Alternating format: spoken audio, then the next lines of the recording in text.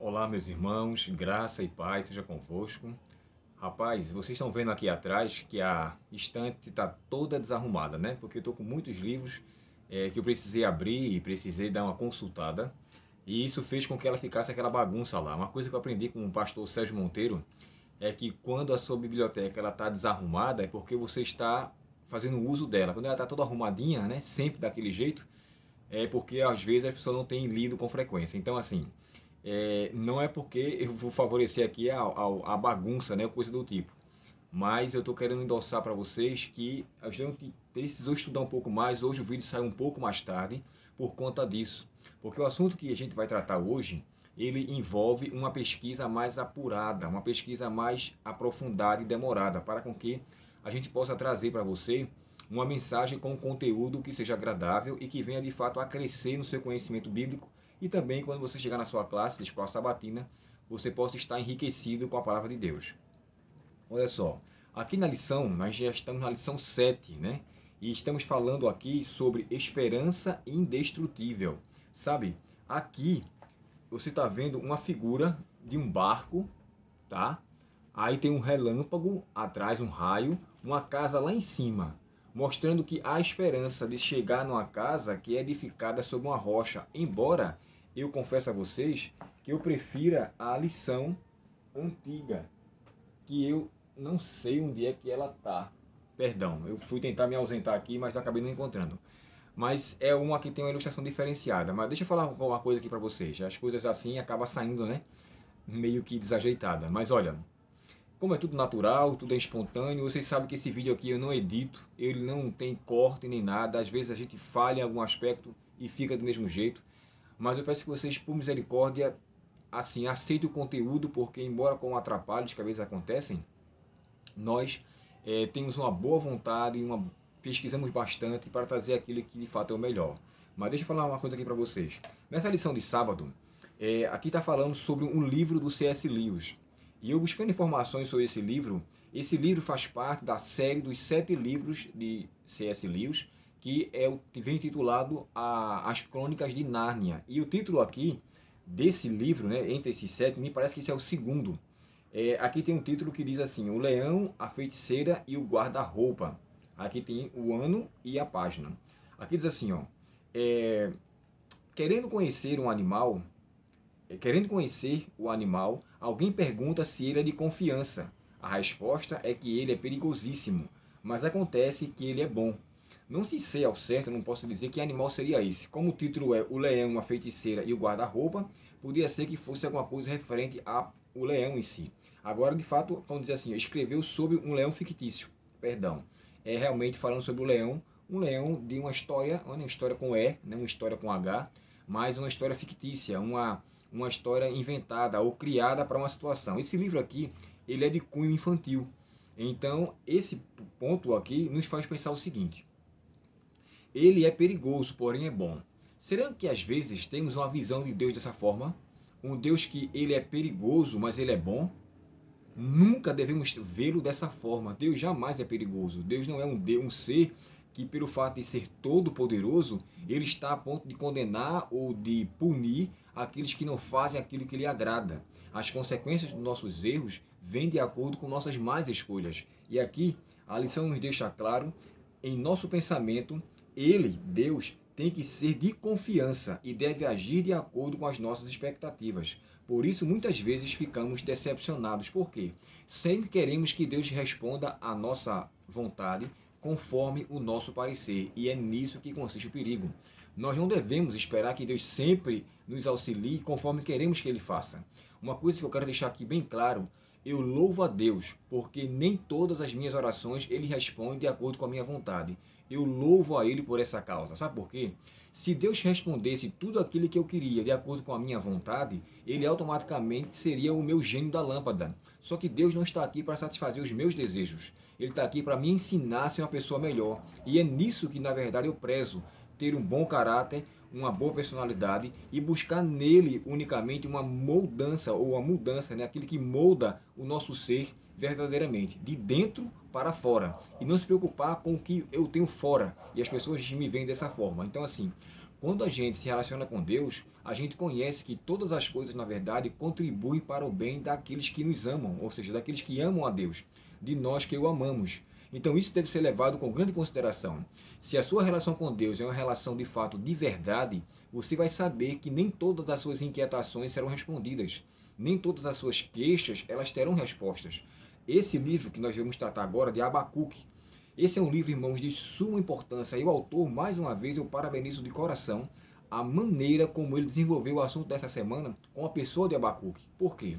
Abacuque, irmãos, ele é um personagem que ele aparece em uma situação, em um contexto totalmente adverso.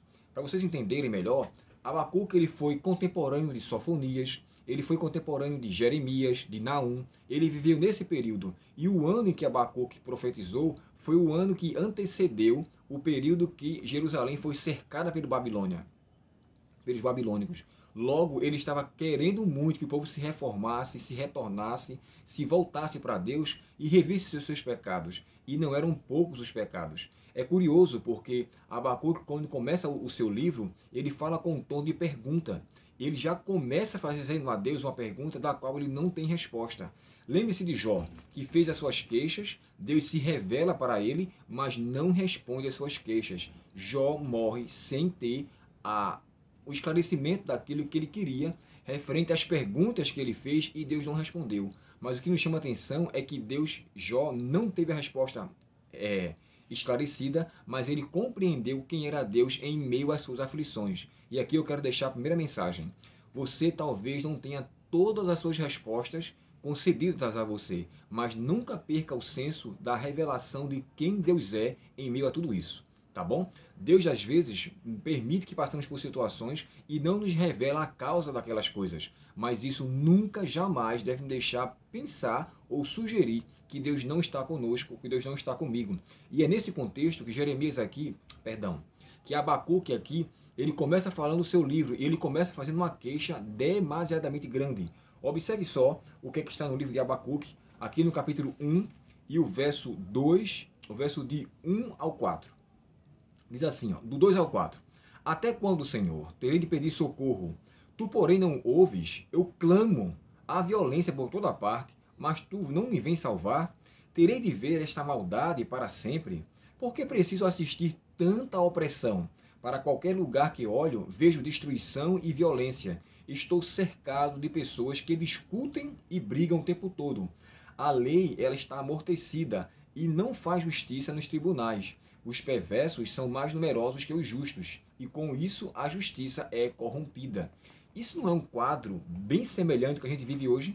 O mundo cheio de violência, as pessoas brigam por coisas pequenas e acabam entrando em discussão mais acalorada, levando a um assassinato ou uma violência física, levando a uma delegacia, a uma prisão, enfim.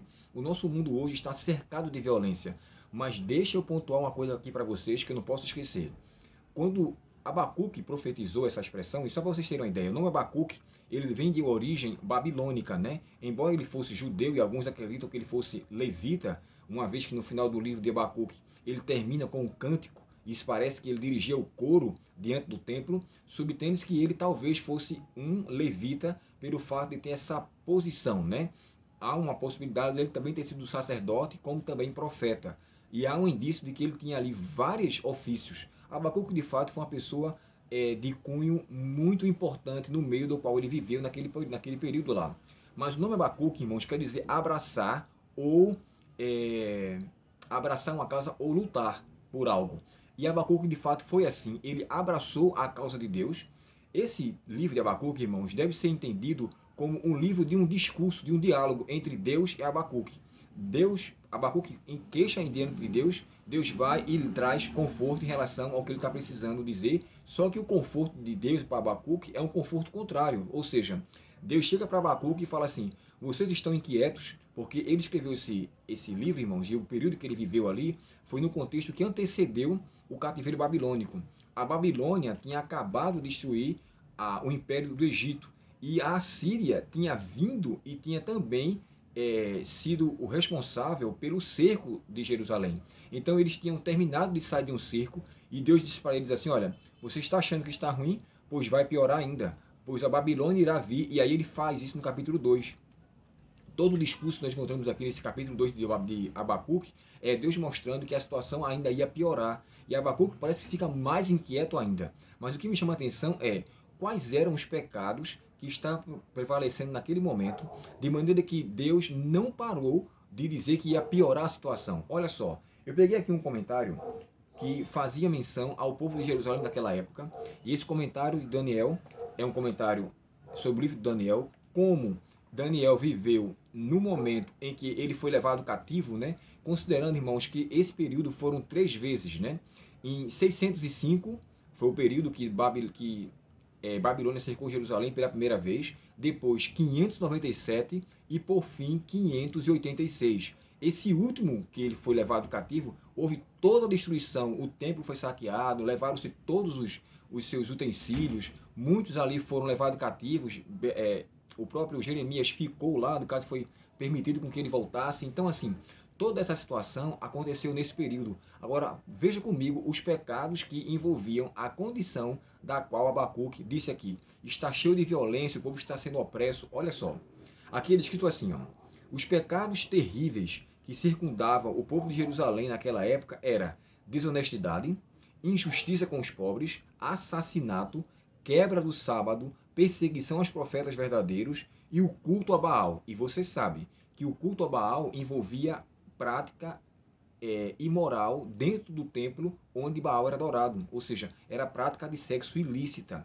porque segundo eles acreditavam que onde houvesse uma relação sexual, Baal ia se manifestar. E a adoração deles ali eram voltadas para uma promiscuidade terrível. Então, assim, isso aconteceu dentro do povo de Israel. O que foi triste aqui é que todo esse pecado, por isso que ele fala de violência, por isso que ele fala que havia ali naquela época discussões e brigas, muita morte aconteceu naquele período. Então, assim, diante dessas injustiças que estavam acontecendo, Abacuque então pleiteia diante de Deus para que ele pudesse responder, para que ele pudesse fazer algo, coisa que não acontece aos olhos de Abacuque. Mas, para fechar aqui, o que me chama a atenção em meio a tudo isso é o seguinte: Abacuque começa o seu livro fazendo perguntas e queixas contra Deus, contra aquela situação. Ele reconhece que Deus é tão puro de olhos que não pode ver o mal. Isso está mesmo no capítulo 1 ainda, lá no verso 13. Aqui, verso 13. Tu és tão puro de olhos que não pode suportar a opressão ou o mal. E como então pode suportar toda essa situação? O final do livro de Abacuque, Deus começa ali a revelar, na verdade, a sua personalidade para ele, de maneira que ele agora começa a rever. E a coisa linda do livro de Abacuque é o que está aqui no capítulo 3 do seu livro, e no verso 16 ao verso 19, diz assim: esse aqui é chamado o Salmo de Abacuque, ou seja, é um cântico. Por isso que nós falamos logo no início do vídeo que ele talvez fosse também um dirigente do templo dentro em relação às músicas que estavam ali. Ele era provavelmente aquele que dirigia o coro do templo. Observe o que é que diz aqui no verso 16 ao verso 19, que diz assim, ó: estremeci por dentro quando ouvi o que Deus falou. Meus lábios tremeram de medo, minhas pernas vacilaram e tremi de terror.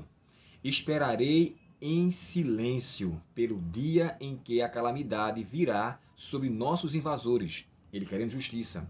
Agora veja só, dos 3 ainda, esse é o primeiro. Ainda que a figueira não floresça e não haja frutos na videira, ainda que a colheita de azeitonas não dê em nada e que os campos fiquem vazios e improdutivos, ainda que os rebanhos morram nos campos e os currais fiquem vazios, mesmo assim me alegrarei no Senhor, exultarei no Deus de minha salvação. O Senhor é soberano, é minha força, ele torna meus pés firmes como os da coça, para que eu possa andar em lugares altos. Ao regente do coral, essa oração deve ser acompanhada pelo instrumento de corda, aqui dando uma indicação de como é que era para ter sido feito esse cântico aqui. Sabe, irmãos, diante dessa situação, Abacuque entendeu que, independente de que as coisas aconteçam de forma controversa, ele continuaria confiando em Deus. Será assim conosco também?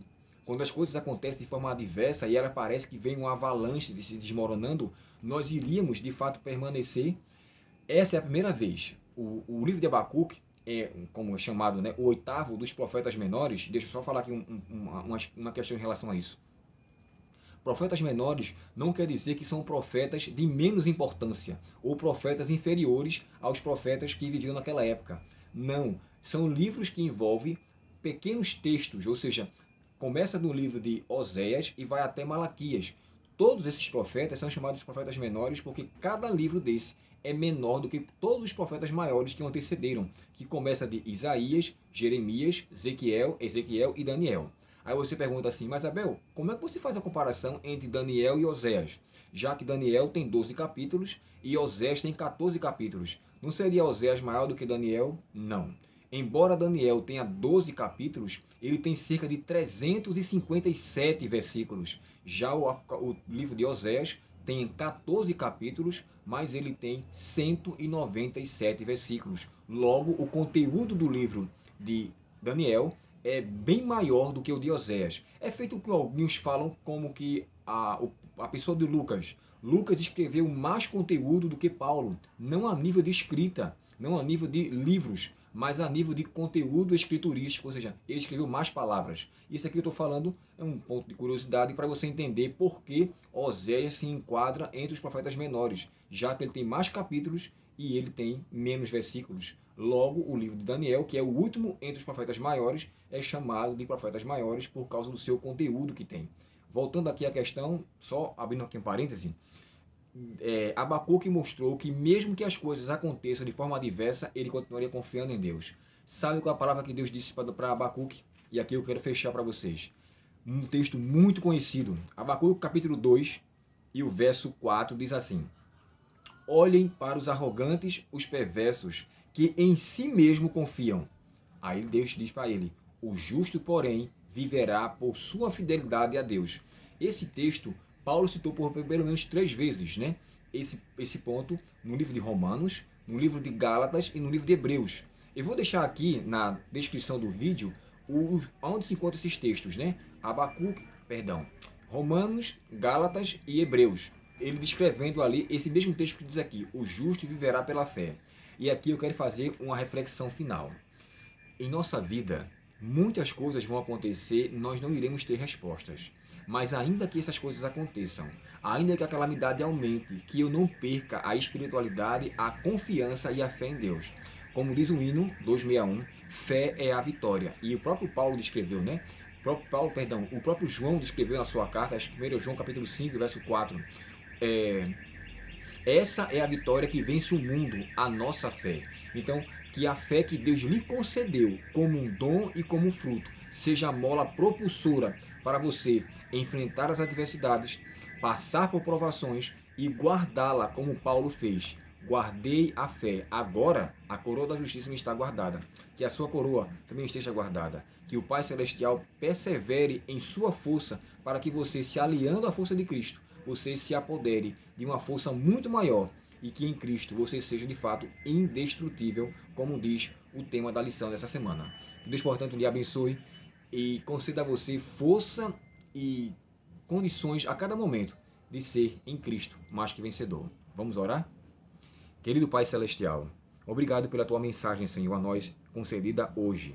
Que os teus filhos que vão ouvir este vídeo, que eles possam, Senhor, guardar a sua fé e viver pela fé, mesmo que as coisas aconteçam adversas àquilo que ele espera. Por favor, Senhor, não permita com que duvidemos de tua presença. Não permita que venhamos questionar a tua soberania para conosco, mas que sejamos racionais e que saibamos esperar na tua providência, porque assim como Abacuque, que morreu sem ver os livramentos do Senhor para com o povo de Israel, nós que, embora possamos morrer sem ver, mas que a nossa fé fale tão alto, que para quando o Senhor voltar, na ressurreição, naquele grande dia, nós possamos ver o galardão da recompensa que o Senhor nos habilitou a aguardar. Permanece conosco, Senhor, nos perdoa os pecados e obrigado pela dádiva da tua presença, nós te pedimos em nome de Jesus. Amém. Deus muito te abençoe, conceda a você um ótimo dia na presença de Deus e amanhã estaremos aqui mais uma vez para o nosso estudo da lição da Escola Sabatina. Fique na paz e, por favor, se gostar desse vídeo, se inscreva no canal, compartilhe esse conteúdo e que Deus possa, então, levar avante a obra da sua palavra aonde quer que formos. Deus abençoe você.